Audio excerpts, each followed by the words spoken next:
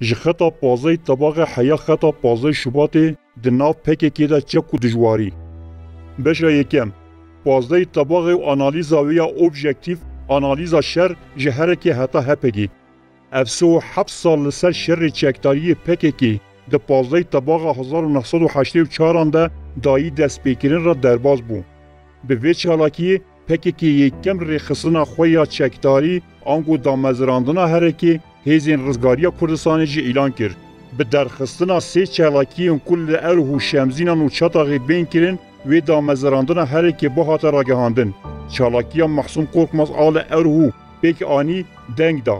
Lê her du çalakiyên din bê bandorman.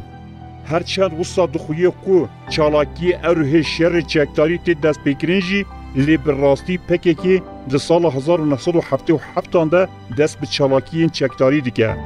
Di vî mavê nîv sed salê de xeta îdeolojîka PKK armanca wê, dijminên wê, rêbaza wê, qadên wê yê şer û her wiha gelek tiştên dîn hatine guhartin. Lê belê ev guhartine ne ji ber şert û mercan tên guharîn. Naberoka guharînê cuda pêş dikeve. PKK ne guhariye, lê ber bi eksê cuda veçûye. Ew guharîna eksê wekî ji xeta Mehsûn Korkmaz a pazayê tebaxê berbexeta Abdullah Öcalan ya pazayê Şubatê ve belav bûye. Ma Kurd çeqek ji Tirkiyeyê ne. Bingeha daxuyaniya damezrandina herekê Hêzên Rizgariya Kurdistan ku di pazdeyî tebaxê de hatî îlan kirin de li ser redkirina kolonyalîzmê û avakirina serxwebûna netewaya Kurd û welatê wî Kurdistan bû. Di daxuyaniya îlanê de ev gotin hebûn. Armancên kolonyalîzma faşîst û pêjeroja ku ew ji bo gelê me dibîne diyar e. Wekî netewe û gelên dibin xulametiya kolonyalîst de ji nav birin. Dixwazin Kurdistan û gelê Kurd bikin beşek ji Tirkiye û neteweya Türk. Me wekî koleyên îtaatkar ji bo xwe bidin karanîn. Her tiştê ku hereke di daxuyaniya xwe de red kirî, îro bûye bingeha paradigmaya Öcalan.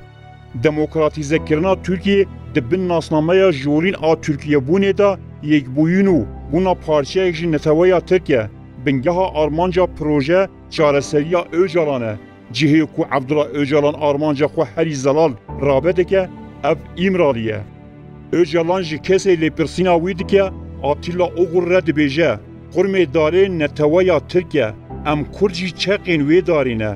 Peyra Öcalan bi sedan rûpelên pirtûkan dinivîsîne ku bikare Kurda bide qebûlkirin ku ew çeqek ji dara neteweya Tirkin. Pêdivî ye ku em kevanekê vekin û viya diyar bikin. Boyîna çeqê darê tê wê wateyê ku her tim were kezaxtin. Ger Kurd çeqek ji neteweya Tirk bin, wê dem bi dem ew çeqên wê darê werin birîn ku ew dirêj nebin. PKK wekî tevgireke dijî şoreşgerî. Guharandina armanca PKK bandora xwe heta guhartina navan jî dike. Ew rêxistina leşkerî a bi navê herekê di sala 1986 da bu alegek ye. Yani Artêşa Rizgariya Gelê Kurdistan. An ku ji rizgarkirina netewaya Kurdistan ve guhezî rizgarkirina mirovên Kurd. Lê belê bi salên 2000 re PKK hema di tut devgerên xwe yên leşkerî da navê Kurdistanê nehişt. Hemû hêzên xwe yên leşkerî wekî hêza parastina gel kom kirin. Pişra ji bo Rojava yekîneyên parastina gel YPG ava kir. Ji bo Bakur yekîneyên parastina sivîl YPS ava kir. Ji bo Şingalê yekîneya berxwedana Şingalê YBJ rêxistin kir. Ev guhartin ne bi sedemên guncav an jî tesadüfî çêbûne.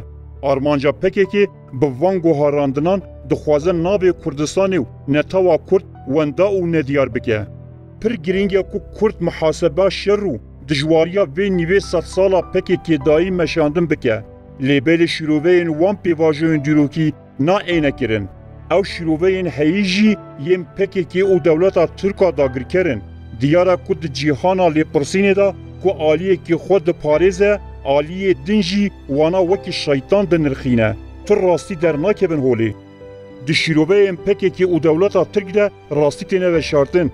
Dewlet hemû pêvajoyên PKK bi pêngav diş Tirkiyê ve girî dide. Ku bi teşvîqkirina hêzên biyanî ku dixwazin Tirkiye tune bikin pêkitê. Mîsogere ku dagirkeyê Kurdistanê yê herî xeternak di derbarê xwe û şer da agahiyên rast belav neke. Her tiş li ser çîrok û propagandayê tê te ava kirin. ریبازک به وی رنگی مانیپولاسیون جهیلا پککی و جیته بکارانین. پککی تواهی دیروکا خو لسر چیروک و پروپاگاندای آبا کریه. لگوری داخویانیم فرمیم پککی هر تشبسای عبدالله اوجلان چه بویه. کو بردوام گابیم به قصور دا آبید. هر کس پاش و رویه، خرابه، بخیره، لی اوجلان ریبرک به قصور به کیماسی و پیروزه. پککی تنه لسر باورمندی لسر لنگام مایه. و سادیار دبه که نرخاندنا وی پیواجویا 45 سالیا باکوری کردستانی لگوری وان هر دو مانیپولاسیون پروپاگاندا و تیگهشتنی دا جمرا آلیکار نابه. پککی دیروکا کرد انکار دکه. بگوتنا که پککی شر دکه و خونه درجه یک رخنه هری بچوک جی نا ایتا قبول کرن ین رخنا بکنجی تینا آفروز کرن. به طیبتی نفشی نوی کرد دانایم پککی به هستیاری نزد باو به یکو وره پرسین و شکبرن همو تشتی راست قبول دکه. لی بلی زرار و سختکاری که پککی دیروکا کردستانی دا چکریه جیا دولتا تک زیده تره. جبر کو و گوتنا دیروکا کردستانی پککی بخورا ده دست بکرن. لگوری و گوتنا پککی بریا پککی باکوری کردستانی و حتی لتباهای کردستانی کردایتی نبو کرد نبون. کردیتی بر بتو نبونه و دچو. به پککی را کردی مری جگوری هات دریخستن. خالا کود داویا و آخافتنی دا گهشتیه اوه. گر پککی تونه بیا دی کرد وندا ببونا. پککی چی بکه راسته. وی دمی هر کس دینداری پککیه. بیوسته هر کس اطاعتی به پککی را بکه. دما کو پککی وی دکه دیروکی وکی میتولوژیک دینرخینه و گوتنا وی به هستیاری دکه و راسیان بدشیره. تشتی کو پککی دبیجه تنه افسانه که لیبرید راستیه دا به هزاران انفاس هنه. کشتن والاکرنا گوندان و ایشوان زاروکین شریوی هشتی و آژانسین استخبارات ریکفتنین بازرگانی یا لسر خوین و جوانی کرد هیا. یا هری گرنگ شرکی لدیجی که به چی آرمانجی تکرن کس نزانه هیا. یا راست شرکی لدیجی کردان به هر آوایت مشاندن هیا. کی شردکه کی دمشینه. جدسپیکا شر پککی اووردا تنه لباکوری کردستان زیده 40,000 کسی جیانا خوش دست دایا و به هزاران گوت هاتنه والا کرن. به هزاران کس بریندار بونه و به میلیونا کرد پنابر بونه. گلی کرد کشتنین کریار ندیار انفاس زندانی کرن و شوتاندنا گوندان جیان کرن. به هزاران جوان جبو شر دیجی داگرکری بر خودان چیان. دیروگ به دهان میناکان داگرتیه که آرمانجا گل و آرمانجا بازرگان شر دمشینه نیگه. پککی اف تکوشینا گلی کرد نا آفراندیه. گلی کرد جخو ملت کی شرکره. گلی برخودیره. هر دم بری خدایه چیای بلند.